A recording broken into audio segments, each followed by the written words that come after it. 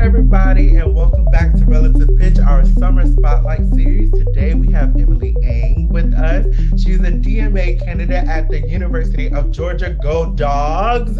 So, how are you doing? How is everything? I'm doing great. I'm enjoying a little bit of a summer break right now, and it's kind of nice to just relax, rejuvenate, all of that. Yes. Also, I just realized when I said go dogs, I definitely did the UT sign. Is there a dog? Is there like They a do go this. dog? Oh, okay, like this. Okay, there we go. There we And go. also shout out to the dogs for making it to the Women's College World Series in Yeah, and softball. softball. Yeah. Yes. Yes. All right. Go Go UGA. sports. Woo. Yes. So, Emily, tell us a little bit about your background, a little of your bio. How did you get to where you are today? Yeah, sure. Like you said, I'm currently based in Athens, Georgia, at the University of Georgia. I'm originally from New Hampshire. Um, and I did like all of my schooling in the New England, Massachusetts area. And so coming down here was a bit of a culture shock, but a really, really nice surprise. I absolutely adore being here in Georgia and in the South, and Athens is a really cool town. Come visit if you haven't already. um, yeah, so I grew up in New Hampshire. I'm an only child, so I had a lot of time. I hope I'm not one of those like only children who are super socially awkward, but I had a lot of time just to kind of let my imagination run wild when I was a kid. So um, I always was kind of had a crazy appetite for just like anything new and different. I love school, I love music, I love sports, I love dance, and all of those things. I just kind of like, I mean, I was really fortunate that my parents just like entertained all of those interests. And so I think I inevitably ended up kind of settling on music just because it's the best thing ever. We all know. So but it took me a little while to get here. I started playing piano when I was a kid, sang off and on, did some musical theater when I was growing up. I played cello, started cello in fifth grade, then played saxophone in high school because my high school didn't have an orchestra. So I wanted like that large ensemble experience. So then I really became a band kid. Um, and then when I came to kind of deciding what college to go to and what I wanted to end up studying, I ended up going to Brandeis University, a small liberal arts college in Waltham, Massachusetts. Um, and I was really interested in studying both science and music. So I studied biochemistry in addition to music composition, thinking I wanted to be like a doctor, like a medical doctor, not like a doctor of musical arts. But yeah, so I followed those two paths simultaneously in college and just had a really great time doing that and figuring things out. And then went to New England Conservatory for my master's. I took a couple of years off between my undergrad and my master's to sort of just figure things out and figure out what I wanted to do. I worked in alumni relations and development at New England Conservatory for 2 years after I graduated undergrad.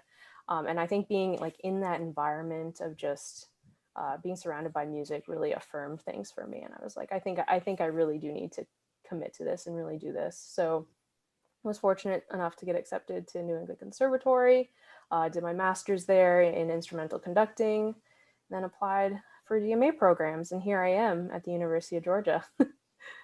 Wow. So I have a really big question. The biochemistry Yeah. and composition. My brain can even think about bio being life chemistry, the class that I hated the most. Oh my goodness. I never took a chemistry class. It was hard. It was Yeah, hard. chemistry's hard. I Never It is rarely hard. got an A in high school, but no, I could never ever do it. Like, so you wanted to be a doctor, like working in a hospital and everything, but you also still love that musical aspect. And I think I mean, you're not the first person that I heard do science and music. Can you talk about how music and then the science is kind of really go hand in hand. They both kind of trigger that I guess the part of your brain that feed off for each other. Yeah, definitely. I think they actually, in my experience, I really kind of kept them separate. It felt like science and like academic study of science was really like kind of speaking to like I guess my analytical and like nerdy part of my brain, whereas the music was obviously like the more expressive, more emotional part of me. And so I think while I don't really have anything to do with biochemistry anymore, I do think some of those skills and tools and that I learned, just like kind of problem solving and that kind of thing, still plays a role in what I do in music now as a conductor because you're always putting pieces together and you're always figuring out like why things are happening the way they are. And so I think that kind of like diagnostic approach to music is really it plays along with like what I did with biochemistry. Nice. Yeah, I had a question more about composition. Like, so what was your experience with composition, and like do you have pieces out there? Like do you still compose? Yeah, so my experience at Brandeis was super positive. I studied with David Rakowski, who is just wonderful, and he's a really his music is so fun, and I think like serious classical music can be very serious, but he is always able to bring just such a playfulness and also kind of tongue-in-cheek approach to a lot of his music that I really really appreciated. And I think um, at some place like Brandeis where there can be like there was a lot of like really academic composers, some very like avant-garde like experimental stuff going on, that never really spoke to me. I always mostly wrote tonal music, and kind of expanding what that means, but it's tonal and it's music that I like to listen to. I'm only going to write stuff that I enjoy. Um, so yeah, I mean, I have a handful of pieces that are out there on my SoundCloud, and nowadays I really kind of started to explore like more song form and popular music. And I think the one thing about composition when I was studying it in undergrad was I did miss that human aspect of it. With composition, you're spending a ton of time just kind of alone at the piano or at your computer or whatever. Um, and I missed performing. I did play in ensembles and sing in ensembles in college, but I enjoyed composition because I got to kind of put all of the pieces together. But I think the next step for me was inevitably just conducting because you're still like engaging with people, you're still putting all the pieces together. Um, but there's that interaction that I was missing a little bit in composition. So now when I do write, I really like to collaborate with other people and yeah, just have it be kind of more just fun. It's really just for fun now. I was gonna ask like when the conducting picked up, but then you answered that. Like when what is your favorite ensemble to conduct? Do you like the bigger ensembles? Do you like the more chamber setting? Is there different? Does each one trigger a different part in your mind and what you like to do in different aspects? Yeah, that's wow, I have never really thought about that before. I think I'm still a student, so I'm still just kind of figuring that out and what I really enjoy.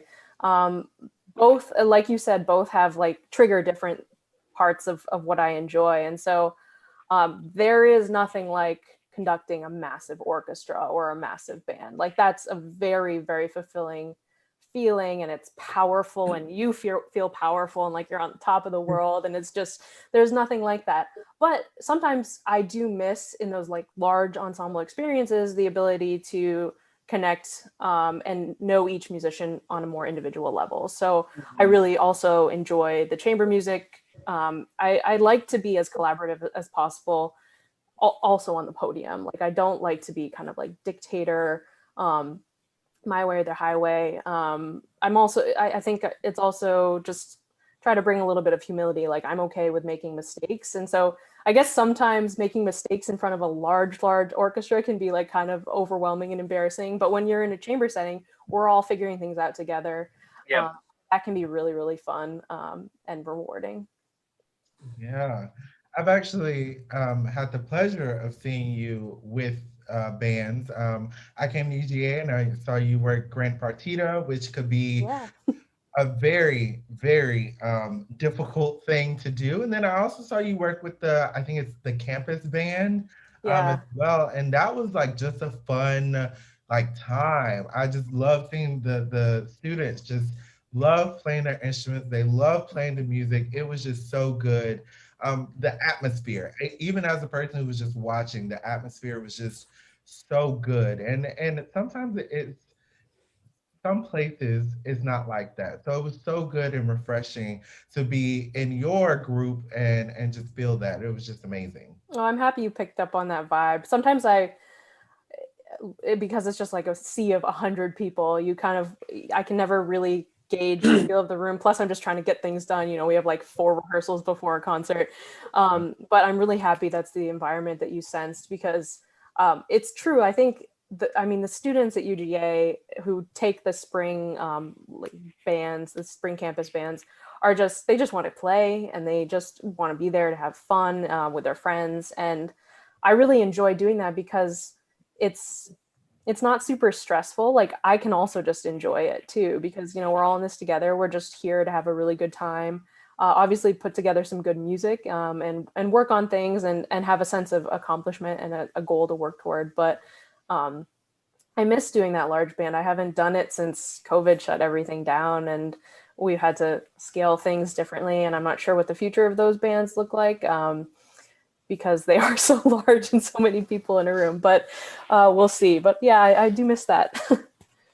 Yeah, and I think we had a question for you about the pandemic and everything. How has it been receiving a doctorate degree in wind band conducting in the middle of a pandemic? It's been a challenge. I hadn't conducted between March 2020 until April of this last year. So it was almost, it was about 13 months between like my public conducting appearances. Um, and you know, at first I feel a little bit selfish in saying this, because obviously there was so much suffering and pain throughout COVID and everything. But the break in March was incredibly welcome for me. Like I felt like I was running on empty, and I had just been conducting nonstop and didn't have a chance to like even think about like what I had just done, because I was just already thinking about the next thing. Mhm. Um, and so last spring I was just like, wow, this is actually kind of really nice. Like I can go out on walks, I can like start to just like kind of regain a little bit of like a healthy lifestyle, you know, cook for myself more often. So that was, it was a couple of months of just feeling like, okay, this is actually a bit of a relief in a way. Not to say that anything I was doing before COVID shut anything down was bad. Like obviously this is why I'm here. I like being super busy and having so many opportunities to be on the podium, but still it was just, you know, huh. um, but then it kind of got really, I think we all went through like that existential phase of COVID, where we're like, what are we doing? Music seems to be really like disposable in a way, and that doesn't feel great. Like, and so I think now I'm kind of just like so ready to be back at it. It did give me a chance to focus on some other endeavors. You know, I wasn't conducting, so that gave me time to like focus on Lift Music Fund, and then also on my research and kind of thinking about that. But it was also really hard to motivate, because you didn't know when the end of this was going to be. So it's kind of course we've all felt a jumble of emotions, but yeah. And Yeah. before I'm sorry, before we get to the Lift Music Fund, so I know a lot of people have said since that March deadline, it's kind of like music took a pause, kind of. And I think you're one of the first ones. And I know we've talked about this on previous episodes, but like that March really was like a break. I feel like we were all going. I know I was student teaching at the time. Lauren and Michael were auditioning at all their different colleges. And so, like, when it happened, I think we all kind of took a breath, but it was Mhm. like one of those scared breaths, like, do we like this or do we not? Which one are we going with? So I think it is important to say you have to take a break Mhm. sometimes. Yes. A pandemic is not the break we wanted, but you still got to have a break. Yeah. I know. Oh, sorry to interrupt. I know, Yep. like for me, I was going to get your response. Like the break was well needed. And now that things are getting more back to normal, like school was kind of normal, but not like I think what everybody's used to being going. But like the summer started to pick up going into that. I'm over here like, I need my time. Like, I don't know if I can be as busy as I once was. And I was wondering how you feel about that. Like, after we have all this time to just, spend by ourselves and do what we want on our own time, going back to that rigorous, always fast-paced schedule, how have you like kind of battled that, accepted that, kind of pushed back type of deal? Yeah, definitely. I think you're so right. We need to find like a healthier balance. Like we shouldn't hit a pandemic and be like, oh, thank goodness, like this is a break. Like it should we um I think it's caused me to think a lot more about why I'm doing the things I'm doing, and like really being super mindful about like what commitments I'm taking, and granted, I'm in a place right now where I want to go do everything because it's just been so much nothing. But I think I will try to remember this past year and the feeling of, wow, this is actually like there can be a healthy balance of commitments in life, and just kind of so we don't feel so exhausted when Mhm. a break does come. Wow. Yeah, I think the main thing is like I haven't heard, or anytime I hear someone talk about the positives they've seen out of COVID, they feel guilty about it. It's almost like, oh, I know things have been going on, but like this, and it's like, well, there have been some positive things that have come out of the unfortunate situation, and it's good that we talk about that so that every time we bring it up, it's not such a negative thing that everyone's like, oh gosh, I know I got to think about all this. Like, yes, think about it, but at the same time, I think everyone in some way, for the most, or I think most people have actually experienced something positive, whether that's like I had a break, you know, Mhm. and just got to like chill out and work on things that maybe you put off. I know Home Depot and Lowe's and all those places probably got so much money just because of people getting around to home projects and things like that. Yes. And just like hobby stuff. So like Yeah, there's I been actually read something a book for once.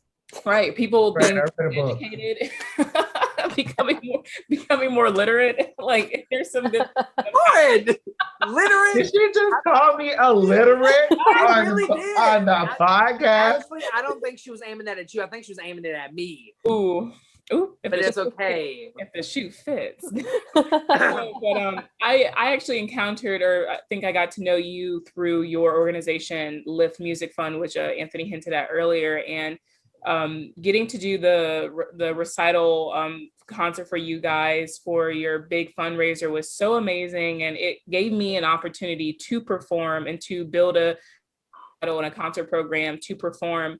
And I just wanted to ask you, like you, how Lift Music Fund came to be, how like what made you want to create the organization and like what its purpose and mission is.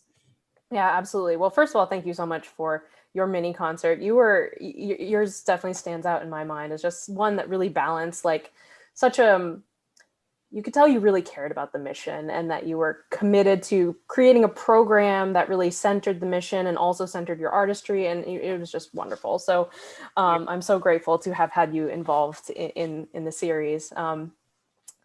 But so yeah, Lift Music Fund, when it I mean, I think last June, when we were all dealing with the kind of coming to the forefront of our minds, the racial injustices that exist in our country. And then the next step is obviously, okay, what is immediately around me that is being affected? And so to me, the field of music was an obvious thing for me to just like focus on and think about, okay, what are the racial injustices here in our field? And so I started thinking about, okay, why does music have such an issue with a lack of diversity and a lack of equity? And I think it really does come down to the extremely high price point of studying music seriously. There are so many other things, but to me, like, there's the racial wealth gap, a wage gap in our country, that goes back generations and generations. We all know this. And there is the gap in access in music education. And so they seem very parallel to me. And there is, of course, research that exists that kind of also hints to the same thing. But I started kind of doing research and thinking about what sorts of things do exist out there to support young BIPOC musicians, and there wasn't anything kind of like that supported the more everyday costs of studying music, things that are still a financial barrier for students whose families are struggling to put food on the table or pay rent or that kind of thing. You know, you can't always buy your new reeds or a mouthpiece that's going to make you sound as good as you should be able to sound.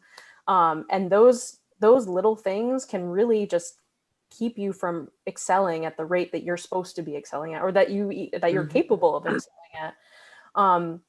And so I wanted there to be this resource where students could apply for something, for funding for something that they know they need, that they've either talked with their band director or their private instructor, that they know they need, and they apply and they hear back really quickly about it. And it's not like these huge sums of money that break the bank, but they are things that can really help a student get to the next level in their music making.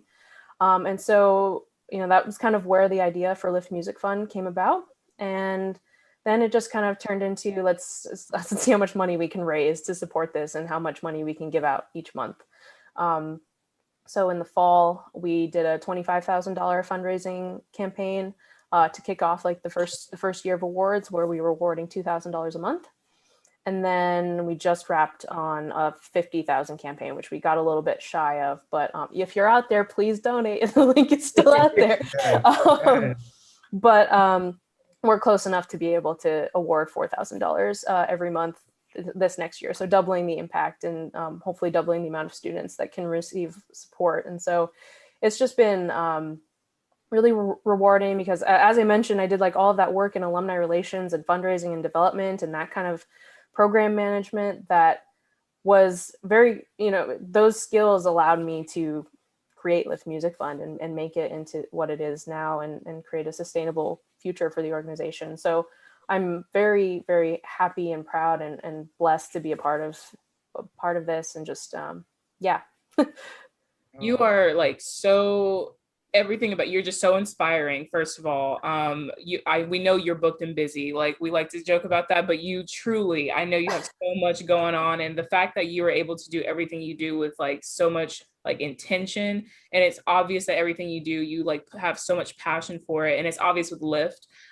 Seeing the amount of people who you guys have impacted and who you have like touched by what you're doing is just it's amazing. So just thank you for providing our community with another resource for young musicians, to help with the diversity issue that we have within our field. So thank you so much. Absolutely. Well, thank you all so much for your support.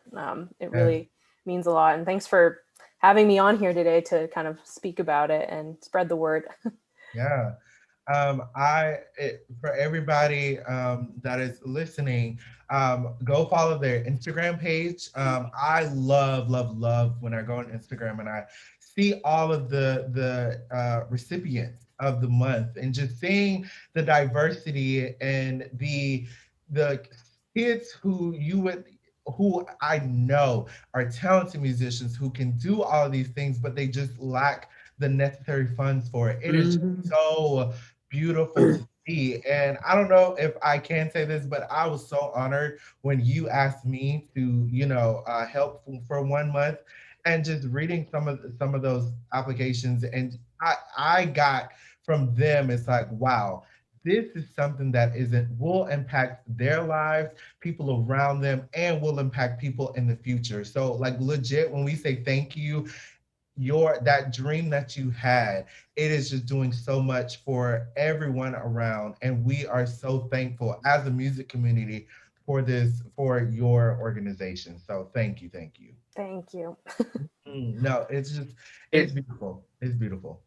It's awesome. And I really do believe people forget. And I know I forgot in high school because like I was fortunate that my great grandmother funded all 4 years of high school with private lessons. And I just like I was able to get mouthpieces and stuff. But the price of like a certain mouthpiece, like 55 is usually the minimum. That's a check. Mm-hmm. That is a whole I gotta go teach 2 lessons to get that check. Mm. And like now, like really, and then like for kids who need that, it's just an awesome thing. And people just forget like neck straps, reeds, mouthpieces. They see so disposable and at your hands. But again, it is what we need and what these students need to really shine. And I really appreciate your mission. Yes. Yeah, just such an amazing thing. And the main thing about it is I like the idea of doing these like because they're called micro grants, right? So there's something that, people would not maybe think about, for all these crazy music festivals that cost $5,000 for a summer. Yeah, like they have to give out big boy scholarships because who has that much money to spend in like what, 2.5 months? It's crazy, but this is something that you feel like it's actually truly impacting the student. That's what I really love about that is that it's so impactful, and that you thought about it that way. And I just love it. It's just great. Everything about it is just wonderful. We could just go on and on. Good. And just when we saw how much you were praising and getting to that goal, it was just something great to see. So I have to ask, what is next for Lift Music Fund? Yeah.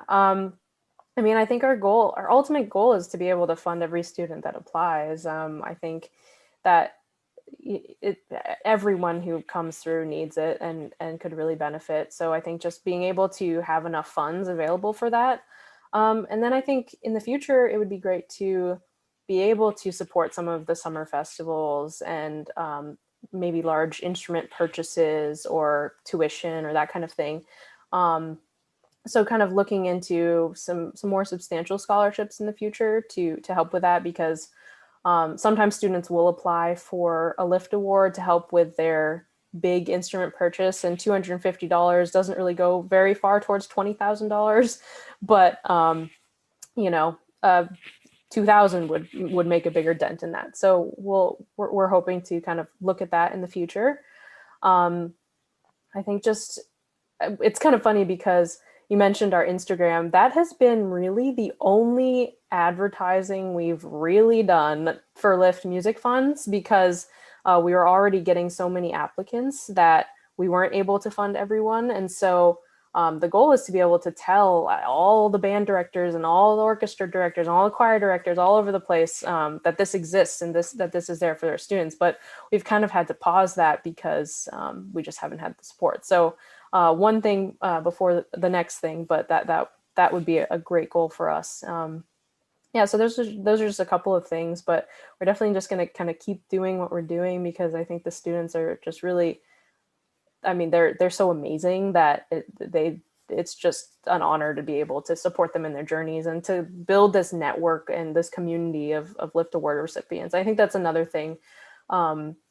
We partner with the organization ICU, Affirming Representation in Music, which is Dr. Lake and Dr. Webb's organization. And they what they're doing is kind of doing the like representation and mentorship and kind of like all of the other side of music, where you need to network and you need to know who to study with and you need to know what festivals to go to and you need someone to help you on that journey. And so we handle the financial side of things, and then they handle that side of things. And so together, I think our missions really complement each other. So I think continuing to strengthen that bond. I mean, we're presenting at Midwest together in December. So really excited about that and what's to come there. And we're also presenting at MNMEA in July in about a month. So it's just very exciting to partner with them and to strengthen that side of the musical journey for a lot of students, so that they feel supported both financially and also in these other ways. Wow. Yeah, wow. Like, I mean, all of those are, I can definitely see the way that you are, your drive and everything, and how, important this is, I can definitely see those things coming to be. You know, you're speaking them into existence, and you know, whatever we can do as like relative pitch to help with that, like we are here as, you know, a group and as individuals, you know, to help you with that. So, you know, feel free to reach out whenever you want to about Certainly will. Yeah. Really appreciate the support.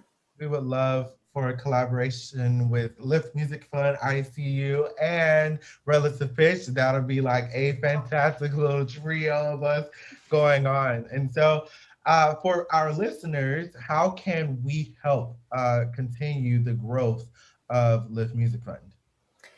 Well, I have to say that financial support is really one of the biggest ways you can make an impact. Even a box of reeds costs $35, and so for one student that might be too difficult, but if that's something that you can afford, that would be amazing. You know, a mouthpiece is $200, or some mouthpieces are $200. So these are very kind of a reasonable donation that can really go a long way in the life of a student. I think other ways to get involved.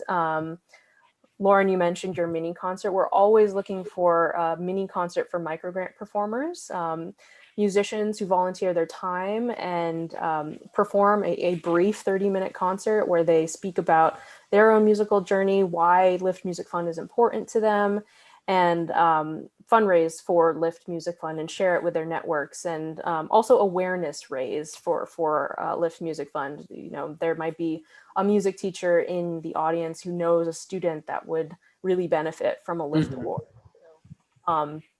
It dual purpose, gets money in and also brings awareness to the mission. So those are two really great ways. Also, I mean, you mentioned following us on social media. Sharing our stuff just really does help, especially when we're in just kind of promoting the applications and getting that out there. So if there are any students that you know who would benefit from a Lift Award, send them our way. Yes. Wow. No, I just enjoy hearing all about it. And so you are finishing your doctorate degree. So what is next after that? Yeah, so my goal is to finish this May. We'll see. I will be applying for jobs at universities, both large and small, in the next year to hopefully have a position conducting, teaching. I also I'm doing a music theory minor, so really I like music theory and teaching music theory as well. So I'd also love to. I mean, the dream job it would be to be at a place where I would conduct both the orchestra and the band.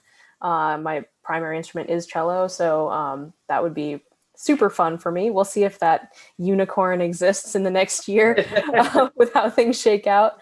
But no, I think I love being in an academic setting. I think college was such a formative time for me, and being able to kind of mentor and help students along as they figure out what their next steps are, what their musical journey is. It would be just that's kind of the goal for me, is to always be teaching in that way.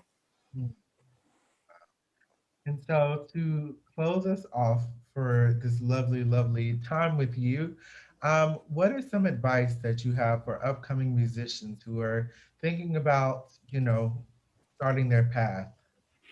Yeah, that's a tricky question to answer without sounding super cliche. I think it's like, it's going to, I'm going to sound cliche. I'm just going to sound cliche right now. I think just always being true to yourself and true to your convictions and true to what you know is you, is the most important thing that you can center in your musical journey. I think sometimes we can get really, really bogged down in all the nitty gritties of playing and sounding a certain way, that I mean, it happened to me a little bit. I was so focused on like what my arms were doing and how I looked, that I wasn't thinking as broadly about like, okay, what impact am I going to have on the world? Like what is the purpose of all of this? And so to always be asking yourself, how can I make the impact that I want to make in the world? using my music or not using my music, you know, just figuring out who you are, to make the world a better place. I think that's just really the most important thing that young musicians can do. And I know that sounds super daunting, but there's always people out there to help you, and there are always people who believe in you. You know, if you have conviction in what you're doing, other people are gonna just get behind you and support you in what you do. And so when you're young, you can afford to make mistakes. When you're old, you can afford to make mistakes too. I think that's fine. So just not kind of tempering who you are for anything, really. Wow, I love that. I love that. And so, last thing, how can we become part of your village? How can we continue to follow you through your path? How we can find you on social media and everything of that sort. Yeah, I mean, I'm on socials. You can search Emily Yang on Facebook, LinkedIn, Instagram is at Engie Pie because I really enjoy baking, and that's I grew up baking pies with my grandmother, so that's kind of the background to that name. It's not very professional, and I've thought about changing it, but like I don't really care. Like, okay. Whatever, yeah. And if you want to follow Lift Music Fund, we're liftmusicfund.org or at Lift Music Fund on Instagram, and you can just search us on Facebook too. So we're also on Twitter. We're less active on Twitter. Just go follow Instagram. That's the real place to be. Nice. Yes. Well, it was a pleasure talking with you today. It was a pleasure just listening to you, and we are so proud of you and Lift Music Fund. And if you ever need any of us to help out with anything as solos or as relative pitch, we are here for you, and it has been just a pleasure. So to our audience, please go and follow Emily, go follow Lift Music Fund, and help just really just impact the world. So I hope you enjoyed this episode, and we'll see you next week. Bye.